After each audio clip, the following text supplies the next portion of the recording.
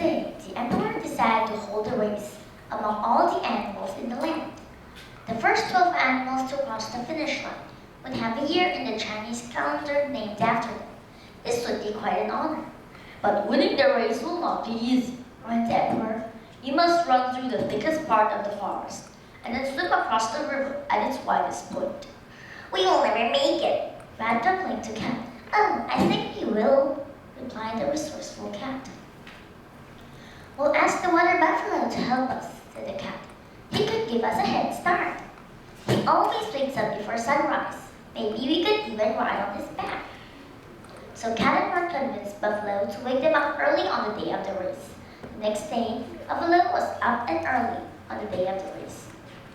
Wake up, lazy bones, he said to the sleeping cat and rat. We had better get started.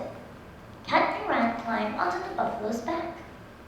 Rat saw the emperor standing at the finish line, far, far away. Why should I share the glory of first place with Cat and Buffalo? He cried to Cat. Look at all the tasty fish swimming in the water.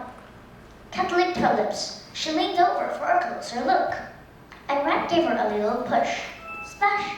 She tumbled into the water. Buffalo turned his head to see what had made the splash. He didn't see the cat though. What he saw instead were the other animals in the race, and they were close behind him. Without giving Cat or Rat another thought, he sped toward the emperor. Just as Buffalo neared the riverbank, the clever rat leaped from behind his ear and crossed the finish line in first place. How did such a small animal win the race? Asked the emperor in surprise. I may be small, but I am also smart, replied the rat. He scampered up onto the winner's podium. Buffalo knew he had been tricked in the second place, but he could only grunt in dismay. Far ahead, the hag came roaring across the finish line. Am I first? He growled. No, said the rat smugly. You have to be awfully clever to beat me. And you have to get up extra early to beat me, added Buffalo. By then, the sky was dark and a great storm was brewing. A dragon appeared in the clouds above. He was much, much too big to run through woods or swim across a river. So the emperor had told him he could race through the sky, braving the rains and the wind. But no sooner had he become his descent to the earth than the rabbit darted across the finish line in front of him, taking fourth place. The dragon had to be content with fifth. In the river, the cat heaved a great sigh, then plunged into the water again. I can still make it, she told herself.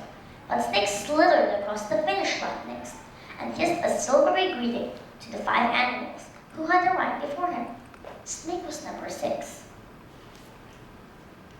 A few moments later, she heard the sound of galloping hooves in the distance.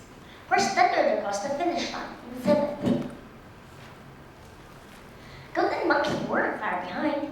They jumped onto the log which Cat had rested on, and paddled almost at the same time. But Goat beat Monkey by a hair.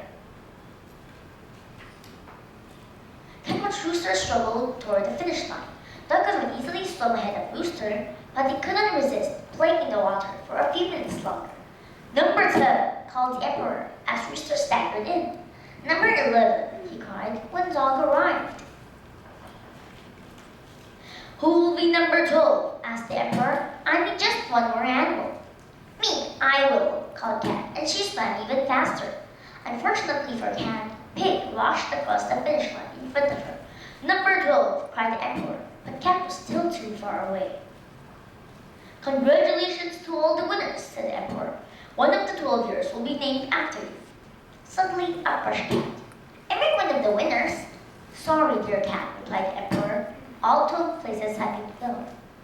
Upon hearing this news, Cat let out a yowl and tried to pounce on Rat. Her claws scratched the tip of his tail, but Rat squeezed under the emperor's chair just in time. And that is why, to this very day, Cat and Rat are still enemies. Thank you for listening.